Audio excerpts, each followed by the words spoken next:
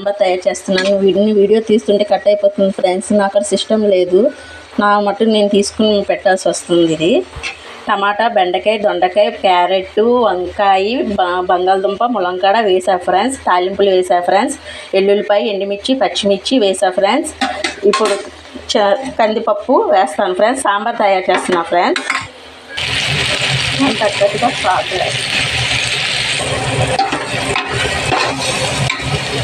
పసుపు, కారం వేస్తున్నా ఫ్రెండ్స్.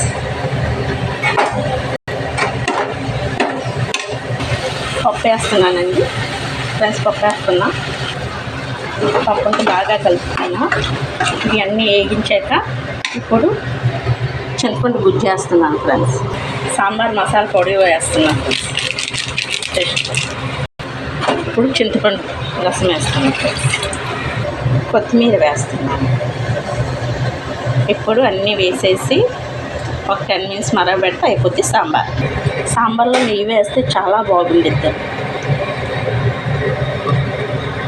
బెల్లం వేస్తున్నానండి, సాంబార్లో బాగుండిద్ది. ఈ సాంబార్ మా అక్క కాడ, మా అత్తయ్య కాడ నేర్చుకున్నా ఫ్రెండ్స్. మా అక్క బాగా చేసిద్ది సాంబారు. మా అక్క పేరు Raji. Hi friends, sambar ready. వేడి అన్నంలోని సాంబార్ వేసుకుంటే చాలా బాగుంటుంది.